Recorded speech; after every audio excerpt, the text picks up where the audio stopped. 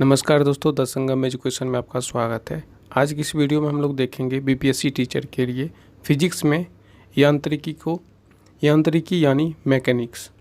इसमें हम लोग देखेंगे द्रव्यमान, बल, त्वरण, कार्य, ऊर्जा, संवेग और गति को, इन सभी तथ्यों पर आज डिस्कस करने वाले हैं। सबसे पहले इसके नोट्स को देखेंगे, उसके बाद सभी प्रश्नों को भी अच्छे से हल करेंगे व्याख्या सहित।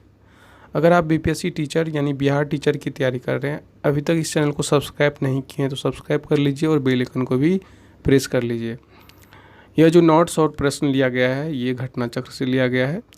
भौतिक विज्ञान की वह शाखा है जिसमें पिंडों पर बल लगाने या उन्हें विस्थापित करने पर उनके व्यवहार में होने वाले परिवर्तनों का अध्ययन किया जाता है, उसे ही यांत्रिकी कहा जाता है।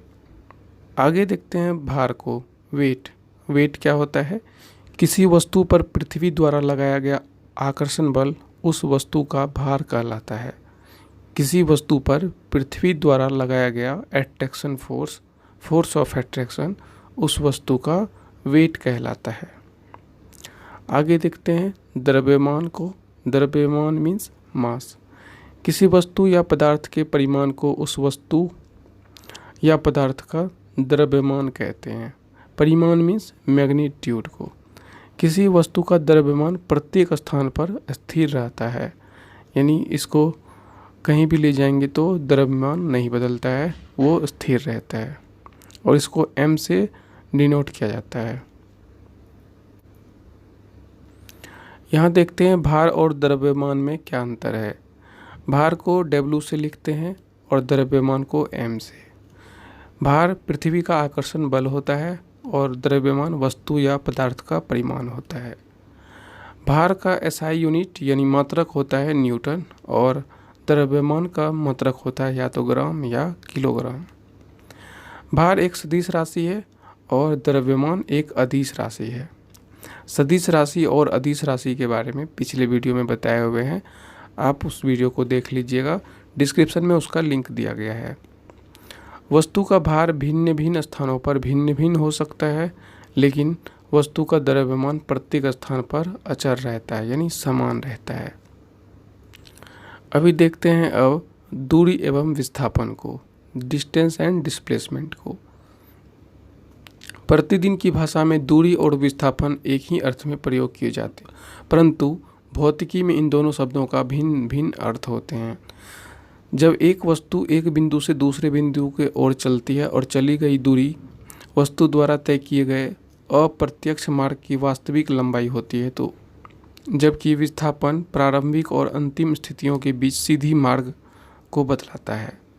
इसलिए गतिशील वस्तु द्वारा चली गई दूरी जो भी हो, वस्तु का विस्थापन सदैव वस्तु की प्रारंभिक और अंतिम स्थितियों के बीच सबसे कम दूरी द्वारा प्रदर्शित किया जाता है। चली गई दूरी में केवल परिमाण होता है, मैग्नीट्यूड होता है, जबकि विस्थापन में परिमाण के साथ साथ दिशा भी होती है। स्पष्ट है कि दूरी एक अदिश राशि है और विस्थापन एक सदिश राशि है। गतिशील वस्तु द्वारा चली गई दूरी शून्य नहीं हो सकती, परंतु वस्तु का अंतिम विस्थापन शून्य हो सकता है। किसी गतिशील वस्तु का विस्थापन शून्य तब होगा जब एक निश्चित दूरी चलने के बाद वस्तु अंततः अपने प्रारंभिक बिंदु पर वापस आ जाएगी। चाल एवं वेग में अंतर देखते हैं। चाल एवं वेग में किसी वस्तु की चाल उसके द्वारा प्रति इकाई समय में चली गई दूरी है। किसी वस्तु की जो चाल है उसके द्वारा प्रति इकाई समय में चली गई दूरी है, यानी चाल को लिखेंगे दूरी, चली गई दूरी बाय समय। स्पीड बराबर क्या होता है? Distance by time, d/t। चाल एक अदिश राशि है और इसका SI यूनिट होता है मीटर पर सेकेंड। किसी वस्तु का वेग उसमें प्रति इकाई समय में उत्पन्न विस्थापन होता है। चाल में क्या होता है? ऊपर दूरी होता है, नीचे समय, और वेग में क्या होगा? ऊपर विस्थापन और नीचे समय, विस्थापन बटे समय। चाल एवं वेग में अंतर यह है कि चाल में केवल परिमाण होता है, कोई विशिष्ट दिशा नहीं होती है, जबकि वेग में परिमाण के साथ साथ दिशा भी होती है। इसीलिए वेग क्या है? वेग एक अदिश राशि नहीं है, सदिश राशि है। अब देखते हैं त्वरण को। त्वरण यानी एक्सेलरेशन क्या है? किसी वस्तु के त्वरण को उस समय के साथ उसके वेग में परिवर्तन की दर के रूप में परिभाषित किया जाता है। यानी किसी वस्तु के त्वरण को उस वस्तु के वेग परिवर्तन में दर को समय के साथ कहा जाता है त्वरण। त्वरण क्या होता है? वेग परिवर्तन बटे समय। वेग परिवर्तन मीन्स अंतिम वेग माइनस प्रारंभिक वेग, इसी को वेग परिवर्तन बोलेंगे।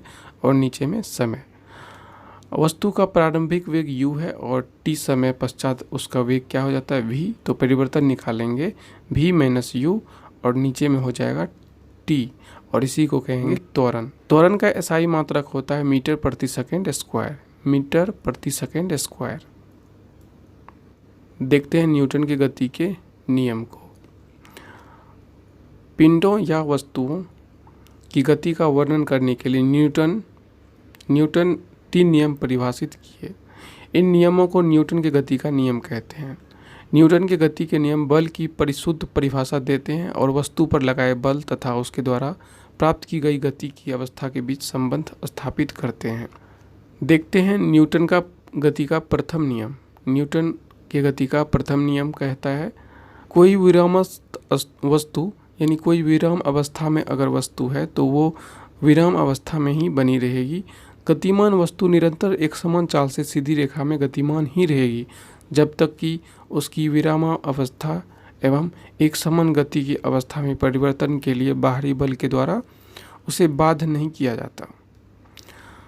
उल्लेखनीय है कि किसी वस्तु के विरामावस्था रहने की तथा यदि गतिमान है तो एक सीधी रेखा में निरंतर गतिमान रहने की प्रवृत्ति जड़त्व कहलाती है। यानी अगर कोई मोशन में है एक समान गति से या कोई विराम में है तो इसे ही जड़त्व कहलाता है। वास्तव में द्रव्यमान किसी वस्तु के जड़त्व की माप है। द्रव्यमान जो होता है किसी वस्तु के जड़त्व की ही माप होती है। वस्तु में यदि अधिक द्रव्यमान होता है तो उसमें जड़त्व भी अधिक होता है, यानी हल्की वस्तुओं की अपेक्षा भारी वस्तुओं में अधिक जड़त्व होगा, इनर्शिया। अब देखते हैं न्यूटन की गति के द्वितीय नियम को। न्यूटन की गति के प्रथम नियम से यह स्पष्ट है कि किसी वस्तु पर बाह्य बल लगाने से उसकी गति में परिवर्तन होता है। गति में परिवर्तन होने का अर्थ है कि वस्तु में त्वरण के उपस्थित होने से है। यानी गति में परिवर्तन हो रहा है तो वस्तु में त्वरण भी उपस्थित होगा। अतः वस्तु पर बल लगाने से उसमें त्वरण उत्पन्न होता है। प्रयोग द्वारा यह देखा गया है कि किसी वस्तु पर आरोपित बल उस वस्तु के द्रव्यमान m वस्तु के बल की दिशा में उत्पन्न त्वरण a के गुणनफल के बराबर होता है। यानी बल बराबर होता है द्रव्यमान गुना त्वरण। F बराबर होता है मास इंटू एक्सीलरेशन। इसी समीकरण को न्यूटन का गति का द्वितीय नियम कहते हैं। इसका SI यूनिट होता है, बल का SI यूनिट होता है न्यूटन। न्यूटन वह बल है जो 1 किलोग्राम द्रव्यमान की वस्तु पर लगाए जाने में 1 मीटर प्रति सेकंड स्क्वायर का त्वरण उत्पन्न होता है। इसी को बोलते हैं 1 न्यूटन बल। 1 न्यूटन वह बल है। न्यूटन का गति का तृतीय नियम। तृतीय नियम क्या कहता है? जब कभी एक वस्तु किसी दूसरी वस्तु पर बल लगाती है तो दूसरी वस्तु भी पहली वस्तु पर बराबर और विपरीत दिशा में बल लगाती है। यह है न्यूटन के गति का तृतीय नियम। जब एक वस्तु दूसरी वस्तु पर बल लगाती है, दूसरी वस्तु भी पहली वस्तु पर बराबर और विपरीत दिशा में बल लगाती है। पहली वस्तु द्वारा दूसरी वस्तु पर लगाए गए बल को क्रिया कहते हैं और दूसरी वस्तु द्वारा पहली वस्तु पर लगाए गए बल को प्रतिक्रिया कहते हैं। Action reaction. क्रिया एवं प्रतिक्रिया परिमाण में बराबर होते हैं। एक्शन और रिएक्शन में जो बल लगते हैं वो दोनों बराबर होते हैं, लेकिन दिशा एक दूसरे के अपोजिट होते हैं। दिशा जो होते हैं एक दूसरे के विपरीत होते हैं। अतः न्यूटन के तृतीय नियम को क्रिया प्रतिक्रिया का नियम भी कहा जाता है। अब देखते हैं संवेग को, मोमेंटम। किसी वस्तु के संवेग को उस वस्तु के द्रव्यमान और वेग के गुणनफल के रूप में परिभाषित किया जाता है। किसी वस्तु के संवेग क्या होता है? मास और वेलोसिटी का प्रोडक्ट होता है। यानी संवेग को P से डिनोट करेंगे, ये होगा द्रव्यमान गुना वेग, मास इंटू वेलोसिटी। संवेग एक सदिश राशि है जिसकी दिशा वेग की दिशा में ही होती है। प्रत्येक गतिमान वस्तु में संवेग होता है। संवेग का SI मात्रक होता है किलोग्राम मीटर प्रति सेकेंड, किलोग्राम मीटर प्रति सेकेंड। इस तरह से लिखते हैं संवेग के SI मात्रक को। संवेग परिवर्तन क्या होता है? किसी वस्तु के संवेग परिवर्तन की दर उस वस्तु पर लगे बाह्य बल के समानुपाती होती है। संवेग में परिवर्तन सदैव बल की दिशा में ही होता है। यह न्यूटन के गति के द्वितीय नियम का एक अन्य रूप भी है। यानी संवेग परिवर्तन जो होता है ये न्यूटन के गति का द्वितीय नियम का एक अन्य रूप भी है। यानी बल जो होता है ये संवेग में परिवर्तन के समानुपाती होगा और समय के व्युत्क्रमानुपाती होगा। यदि किसी m द्रव्यमान की वस्तु का प्रारंभिक वेग u है तो इसका प्रारंभिक संवेग भी क्या होगा? m into you, mu। t समय तक इस वस्तु पर बल F के द्वारा कार्य करने पर इसका अंतिम वेग v हो जाता है। वस्तु का अंतिम वेग हो जाएगा mv और संवेग में परिवर्तन कहलाएगा mv minus mu, mv minus mu। और इस तरह से जो बल होता है ये संवेग में परिवर्तन की दर के समानुपाती होते हैं और समय के व्युत्क्रमानुपाती होते हैं। और इस तरह से मास को कॉमन लेकर के और v minus you by T को क्या लिखा जा सकता है? a, क्योंकि वेग में परिवर्तन की दर को क्या बोलते हैं? एक्सेलरेशन, त्वरण। और इसके लिए एक आ जाता है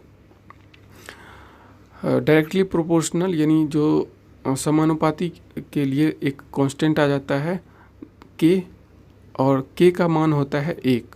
SI मात्रकों में स्थिरांक जो होता है, कांस्टेंट जो होता है, इसका मान 1 होता है। और इस तरह से F इक्वल टू ma निकल जाता है, force equal to mass into acceleration. और यही है गति का द्वितीय नियम। आगे देखते हैं संवेग संरक्षण का नियम, law of conservation of momentum. यदि दो या दो से अधिक पिंडों के समुदाय पर कोई बाह्य बल कार्य न करे तो समुदाय का संयुक्त संवेग स्थिर रहता है। इसे ही संवेग संरक्षण का नियम कहते हैं।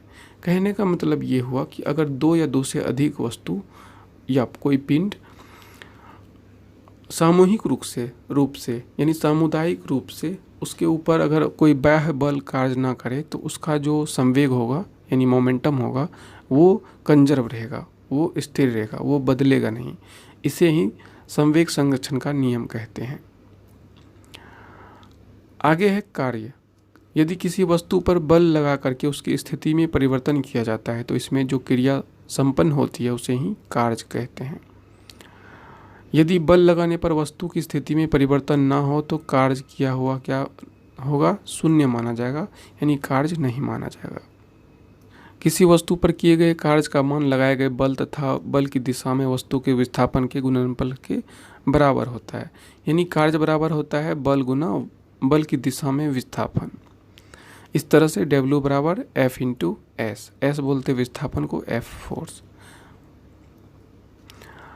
F पिंड के विस्थापन की दिशा में ना होकर के उससे थीटा कोण बना रहा हो तो तब क्या होगा? इस तरह से इसको देखेंगे और तब हो जाता है एक जो इसका कंपोनेंट है, फोर्स का एक कंपोनेंट सामने की ओर चला जाता है इस तरह से, और ये होता है F cos थीटा, फोर्स का एक कंपोनेंट F cos थीटा। और एक ये ऊपर चला जाता है F sin थीटा, और ये F sin थीटा, और इसको बैलेंस कर लेता है ग्रेविटी। तो इस तरह से ये जो इसमें विस्थापन लाएगा वो कौन लाएगा? F cos theta, F cos theta इसमें विस्थापन लाएगा, और इसीलिए फोर्स के लिए यूज करते हैं हम लोग F cos थीटा कंपोनेंट को। और इसके साथ प्रोडक्ट मिलेंगे यानी मल्टीप्लाई मिलेंगे इसके डिस्प्लेसमेंट को, विस्थापन को, उसी दिशा में जिस दिशा में बल लग रहा है। तो इसे ही क्या कहा जाता है? किया गया कार्य कहा जाता है। अगर किसी थीटा डिग्री पर फोर्स लग रहा हो, बल लग रहा हो तब।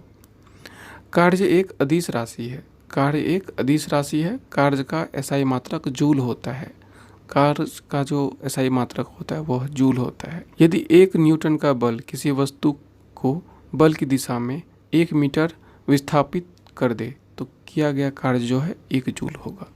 यानी 1 जूल 1 न्यूटन और 1 मीटर विस्थापन के बराबर होगा। शक्ति अथवा सामर्थ्य यानी पावर, किसी मशीन अथवा कर्ता के द्वारा कार्य करने की दर को सामर्थ्य कहते हैं। कार्य करने की दर को शक्ति कहते हैं। इस तरह से किया गया कार्य बटे समय होता है शक्ति, यानी पावर बराबर होता है वर्क W बाय समय T। शक्ति का SI मात्रक होता है जूल प्रति सेकेंड। जूल प्रति सेकेंड को ही क्या बोला जाता है? वाट। शक्ति एक अन्य मात्रक अश्व सामर्थ्य भी होता है, अश्व शक्ति भी होता है, जिसको हॉर्स पावर बोलते हैं। एक हॉर्स पावर होता है 746 वाट।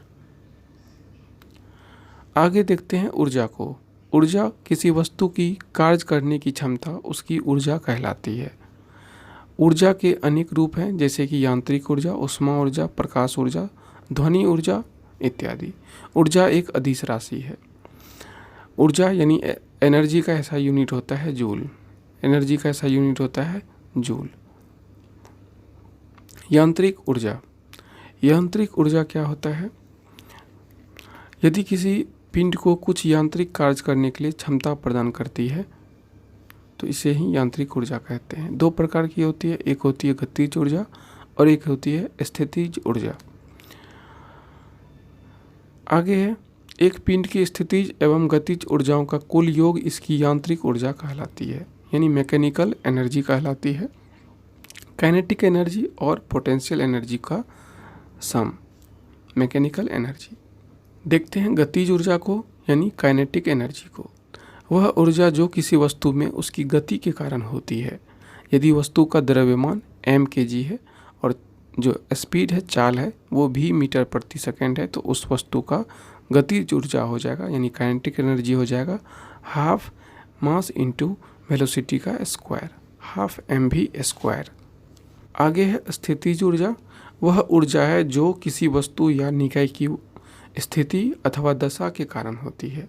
स्पष्ट है कि यदि कोई वस्तु किसी बल के अंतर्गत एक स्थिति से दूसरी स्थिति में लाई जाए तो इस दौरान किया गया कार्य जो है वस्तु की स्थितिज ऊर्जा के रूप में संचित होता है।